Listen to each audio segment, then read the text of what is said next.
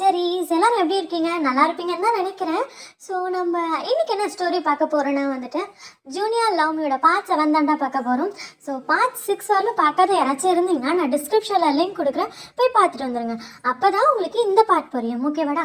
நம்ம ஸ்டோரிக்குள்ளே போயிடலாமா? லாஸ்ட் பார்ட்டில் என்னாச்சுன்னு பார்த்துட்டு லாஸ்ட் பார்ட்டில் என்ன இருக்கும்? ஸோ அம்மாவையும் இசையும் டயாங்கும் ஜாங்குக்கும் அவங்க அம்மா வீட்டுக்கு கூட்டிகிட்டு போயிருப்பாங்க. அங்கே பார்த்தா ஜிமின் வெயிட் பண்ணிட்டு இருப்பான், ஹனிமூன் டிக்கெட்ஸ் கொடுப்பான்.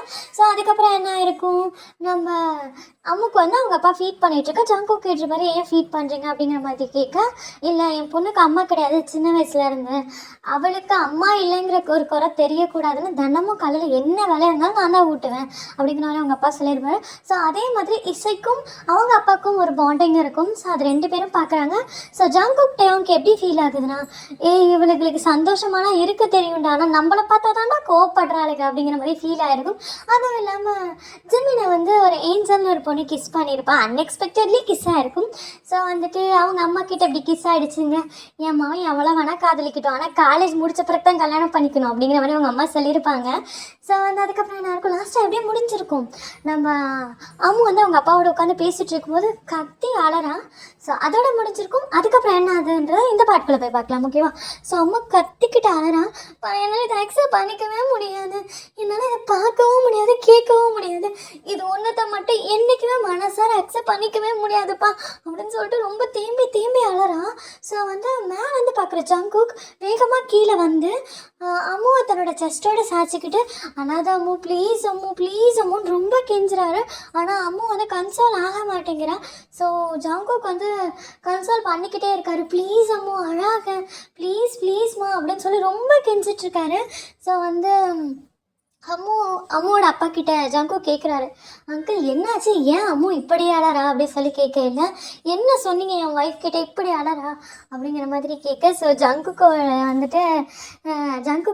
அம்முவோட அப்பா பார்த்துட்டு இப்படி தான்ப்பா நடந்துச்சுன்னு சொல்ல, ஜங்குக்கு மனசை கஷ்டமாயிடுது. சரி அங்கிள் அப்படிங்கிற மாதிரி சொல்லிட்டு, சரி நான் அம்முவை கூட்டிகிட்டு வீட்டுக்கு போகிறேன் அப்படிங்கிற மாதிரி சொல்ல, நீங்களும் ரெடி ஆகுங்க நாங்களும் வரோம் அப்படின்னு சொல்லிடுறாரு. ஸோ மேலேருந்து கேட்குற இசை டேயோங் நாங்களும் வரோம் அப்படிங்கிற மாதிரி சொல்கிறாங்க. ஸோ இவங்களும் அவங்க வீட்டுக்கு கிளம்பிடுறாங்க. அதாவது ஜங்குக்கும் அம்முவும் வீட்டுக்கு கிளம்பிடுறாங்க, டேயாங்கும் இசையும் வீட்டுக்கு கிளம்பிடுறாங்க. போயிட்டு லக்கேஜஸ்லாம் பேக் பண்ணிகிட்ருக்கு. ஸோ நம்ம டேயாங்கும் இசையும் வேக வேகமாக லக்கேஜஸை பேக் பண்ணிகிட்ருக்காங்க. அங்கே வர சின்னும் ஓரமும் என்னடா பண்ணுறீங்க, என்ன கல்யாணமான 2வது நாளே ஹனிமூன் போகிறீங்களோ, எந்த இடத்துக்குடா போகிறீங்க அப்படிங்கிற மாதிரி கேட்க, டேயாங் ஆனால் விளையாண்டுட்டு இருக்காதீங்க, நாங்கள் இந்த இடத்துக்கு போகிறோம் அப்படின்னு சொல்லிட்டு ஒரு பிளேஸோட பேர் சொல்கிறாங்க. ஸோ பாய்ஸ் 2 பேரும் நாங்களும் வரட்டுமா எங்கள் வயசோட அப்படிங்க, நாங்கள் எதுக்கு போகிறோம், நீ எதுக்குடா வர அப்படிங்கிற மாதிரி டேயாங் திரும்பி பார்க்க, பரவாயில்லடா நாங்களும் வரோம் அப்படிங்கிற மாதிரி சொன்னேன். ஸோ ஓகேன்னு சொல்லிட்டு நீங்களும் ரெடி ஆகி வாங்க அப்படின்னா, இன்னும் 3 ஹார்ஸில் ஃப்ளைட், ஸோ அதுக்குள்ளே ரெடி ஆகி வந்துடுங்க அப்படிங்கிற மாதிரி சொல்ல, ஓகேங்கிற மாதிரி நம்ம ஜின்னும் ஆரம்பம் சொல்லிட்டு போயிடுறாங்க. ஸோ போயிட்டு அவங்க ஃபேமிலிஸையும் லக்கேஜஸை பேக் பண்ண சொல்ல, ஸோ ஜின்னு ஃபோன் பண்ணி சொல்கிறாரு, டே நீ லக்கேஜ் எல்லாம் பேக் பண்ண, ஒய்ஃபையும் பேக் பண்ண சொல்லு, நம்மலாம் ஒட்டுக்கா ஒன்று போகலாம் அப்படிங்கிற மாதிரி சொல்ல, எங்கடா போகணும் அப்படிங்கிற, போய் உன் தம்பி ரூம் எட்டி பாடுறா, உன் தம்பியும் லக்கேஜஸ் தான் பேக் பண்ணிகிட்ருப்பான் அப்படிங்கிற மாதிரி சொல்ல, நம்ம ஹோபியும் ஃபோன் பேசிக்கிட்டே ஜாங்கோக் ரூமுக்கு போய் எட்டி பார்க்க, ஜாங்கோக்கும் லக்கேஜஸ்லாம் பேக் பண்ணிகிட்ருக்காரு. ஸோ உண்மையை சொல்ல போனோன்னா அம்முவோட சாரீஸை ஜங்குக்கு எடுத்து வச்சிட்ருக்காரு. அம்மு லக்கேஜ் பக்கத்தில் உட்காந்து தேம்பி அழுதுகிட்டே இருக்கா. ஜங்குக் பேசிகிட்டே தான் எடுத்து வச்சுக்கிட்டு இருக்காரு. அம்மா அழாத அம்மா, அப்படிலாம் எதுவுமே இருக்காது அம்மு, ப்ளீஸ் அம்மு நீ அழுதா என்னால் அக்செப்ட் பண்ணிக்க முடியல, அழாதடா சொன்னோம் அப்படின்னு சொல்லிட்டு ரொம்ப பேசிக்கிட்டே தான் ட்ரெஸ் எல்லாம் எடுத்து வச்சுக்கிட்டு இருக்காரு. ஸோ ஹோபி ஃபோனை கட் பண்ணிட்டு ஐயோ அப்படின்னு சொல்லிட்டு உள்ளே ஓடி என்னம்மா ஆச்சு, கல்யாணமான 2வது நாளே என் தம்பி உன்னை ஹர்ட் பண்ணிட்டானா, ப்ளீஸ்மா அழாதம்மா எனக்கு ரொம்ப கஷ்டமாக இருக்குது அப்படிங்கிற மாதிரி சொல்ல, அம்மா அழுதுகிட்டே சொல்கிறான், இல்லைம்மா அம்மா ஜங்குக்கு அழுக வைக்கல என்ன அப்படின்னு சொல்லிட்டு ரொம்ப அழறா. ஸோ ஹோபி என்னடா ஆச்சுங்க, இவரும் நடந்த விஷயத்தெல்லாம் சொல்கிறாரு. சரிடா நானும் வரேன், இவ்வளோ கன்சல்ட் பண்ண உன்னால் மட்டும் முடியாது போலவே, இன்னும் ஆள் வேணும் போல், அதனால் நானும் வரேன்னு சொல்ல, ஸோ நம்ம ஜங்குக்கும் ஓகே அண்ணா நீங்கள் கிளம்பி வாங்க, அண்ணியும் கூப்பிட்டு வாங்கன்னு சொல்லிட்டான். ஸோ எல்லோரும் லக்கேஜ் எல்லாம் பேக் பண்ணிட்டு போக ஏர்போர்ட்டில் போய் நிற்கிறாங்க. ஸோ டேயாங் ஃபேமிலினா அதாவது ஆரம் ஜின்னோடைய ஒய்ஃப், ஆரமோட ஒய்ஃப். ஸோ அதே மாதிரி நம்ம ஜங்குக்கோட அம்மு, ஹோபியோட ஒய்ஃப், நிற்கிறாங்க. ஸோ அதே மாதிரி ஒயனுடைய ஃபேமிலி, அதாவது ஒயன்ஸோட ஃபேமிலி, அம்மு இசையோட அப்பா அம்மா எல்லோரும் இருக்காங்க. ஸோ இசையோட அப்பா அம்மா, அம்முவோட அப்பா இருக்கார். ஓகேவா? ஸோ எல்லோரும் நின்றுட்டுருக்காங்க, ஷிவு நின்றுட்டுருக்காங்க. ஸோ அப்போ இன்னொரு லக்கேஜ் வந்து இவங்க இடிக்குது. ஆக்சுவலி அந்த லக்கேஜ் மட்டும் தனியாக வருது, யாரோ ஃபோர்ஸ்ஃபுல்லாக தள்ள மாதிரி இருக்குது. ஸோ அந்த லக்கேஜ் வந்து நம்ம இசையோட லக்கேஜ் மேலே இடிக்க இசை வந்து திரும்பி பார்த்து முறைக்கிறா. பிகாஸ் ஜிமினும் வந்திருப்பாரு. ஸோ ஜிமினை பார்த்தோன்னே, என்னடா பண்ணிருக்க, அங்கே பாருடா அம்மு அழுதுட்டுருக்கா, நீ அவள் சோகமாக இருக்கா, நீ பாட்டுக்கு சிரிச்சிட்டு இருக்க அப்படிங்கிற மாதிரி சொல்ல. எனக்கும் வருத்தமாக தாண்டி இருக்குது, வருத்தப்பட்டா எல்லாம் சரியாயிடுமா? இல்லை, அந்த மூமெண்ட்டில் வாழணும், ஞாபகம் வச்சுக்கோ. வருத்தப்படுறது தப்பு கிடையாது, அதை நினச்சே வருத்தப்பட்டுட்டு இருக்கக்கூடாது. நம்ம அதே இடத்துல நின்றுட்டு நம்ம வாழ்க்கையை யார் வாழவா, நம்ம தான் வாழணும், சரியா அப்படிங்கிற மாதிரி சொல்ல. பைத்தியம், ஒழுங்கு மரியாதை வா அப்படின்னு சொல்லிட்டு ஃப்ளைட்டு வந்துட்டு. ஸோ இவங்களும் ஃப்ளைட்டில் கிளம்பி போயிடுறாங்க. ஸோ பூரா வழி ஃபுல்லாக அம்மு அவ்வளோ அழுதுட்டு இருக்கான். ஸோ அம்மு வந்து ஜங்குக்கால கண்ட்ரோல் பண்ணவே முடியல. அவள் தேம்பி அழறா. ஃப்ளைட்டில் கொடுக்குற ஃபுட்டு சாப்பிட மாட்டேன்றா, எதுவுமே பண்ண மாட்டேன்றா. ஸோ ஜங்குக்கு என்ன பண்ணுறதுன்னு தெரியல. ஸோ இசையை கூப்பிட. ஸோ இசை வந்து அங்கே உட்காந்துக்கிறா.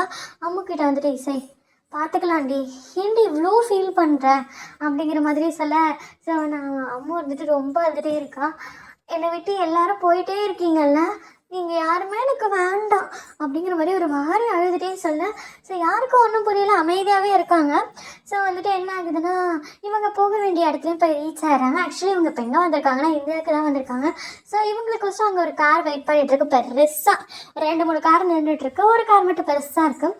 ஸோ அந்த காரில் அம்மா வேகமாக அவரோட லங்கேஜை கூட விட்டுட்டு ஓடி போய் ஏறிக்கிறான். ஸோ டிரைவர் பக்கத்தில் போய் உட்காந்துட்டு, அந்த எப்படி சொல்கிறது, டிரைவிங் சீட்டில் இருக்க பர்சன் பக்கத்தில் போய் உட்காந்துட்டு அந்த அவருடைய கையை அழுத்தி பிடிச்சிட்டு அவ்வளோ அழறா. அந்த பர்சன் வந்து தலையை பேட் பண்ணி கொடுக்குறாரு. அம்மா அழக்கூடாதுடா செல்லம், ஓகேவா, என்ன நடந்தாலும் நம்ம பார்த்துக்கலாம் அப்படிங்க. பெரியப்பா, நீங்கள் என்ன ஹாஸ்பிட்டல் கூட்டிகிட்டு போக போகிறீங்களா இல்லை வீட்டுக்கு போக போகிறோமா அப்படி சொல்லி கேட்க. பேபி, மனசை கொஞ்சம் ஸ்ட்ராங்காகிக்கோ. பிகாஸ் ஏன்னா உங்கள் பெரியம்மா நம்ம எல்லாரையும் விட்டுட்டு போயிட்டாடா. விட்டுட்டு போய் 1/2 hour ஆகுது, நாங்கள் வீட்டுக்கு கொண்டு வந்துட்டோம். ஸோ போகலாம் வாடா அப்படின்னு சொல்லி கூட்டிகிட்டு போக. ஒயன் அம்மு கத்தி அழறான். பிகாஸ் ஏன்னா இவ்வளோ நேரம் அவள் அழுததுக்கு காரணம் அவங்க அப்பா என்ன சொல்லியிருப்பாருன்னா வந்து, அம்முவோட அப்பா அம்முக்கிட்ட அழும்போது என்ன சொல்லியிருப்பாருன்னா, உன்னோட பெரியம்மாவுக்கு ரொம்ப உடம்பு முடியலையாண்டா, அவங்களுடைய லாஸ்ட் ஸ்டேஜில் இருக்காங்கன்னு சொல்லியிருக்காங்க, நம்மளாம் போய் பார்த்துட்டு வந்துடலாம் அப்படிங்கிற மாதிரி சொல்லும் போது தான் அவளால் அதை அக்செப்ட் பண்ணிட்டு இருந்திருக்க முடியாது. அதுக்கோசரம் தான் இவ்வளோ அழுதுருப்பான். ஸோ இங்கே வந்ததான் அவங்க பெரியம்மாவை பார்க்க தான் இந்தியா தான் வந்திருக்காங்க. ஸோ வந்துட்டு அவங்க பெரியப்பா இப்படி சொல்ல ஒயின் கத்தி அழறா. ஸோ அவங்க பெரியப்பா கன்சோல் பண்ணி கூட்டிகிட்டு போகிறாரு. ஸோ அங்கே போய் பார்த்தா அவங்க பெரியம்மாவை வச்சுருக்காங்க.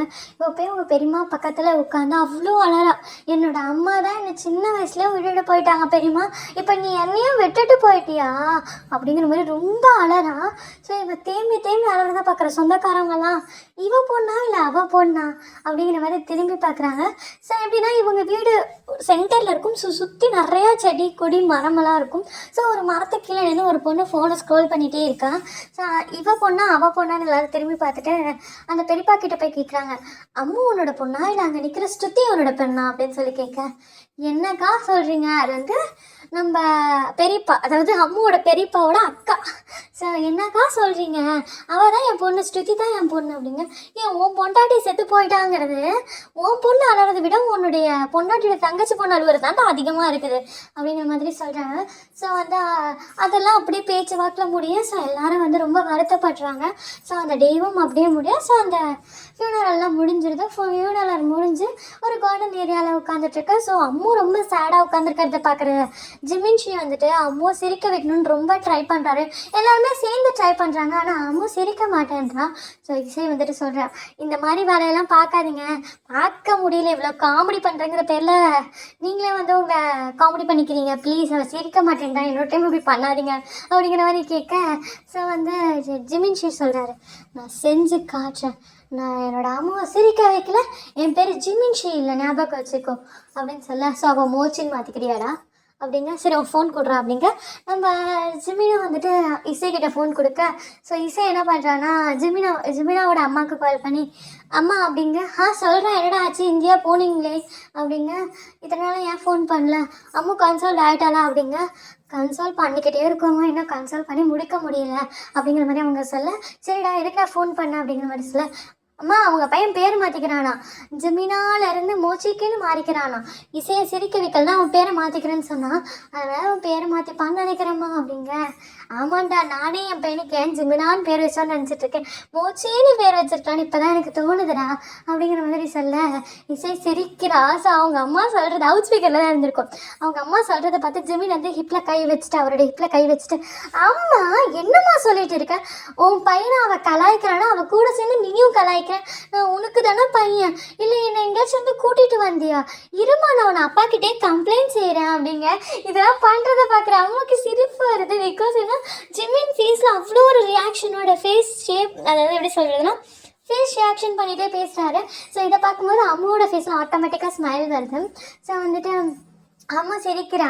ஸோ வந்துட்டு ஜிமின் சொல்கிறாரு, பார்த்தியா என் அம்மா நான் சிரிக்க வச்சுட்டேன் அப்படிங்க. ஸோ இசை இருந்துட்டு அம்மாவை பார்த்து முறைக்கிறான், எதுக்குடி இப்போ சிரிச்சா அப்படிங்க.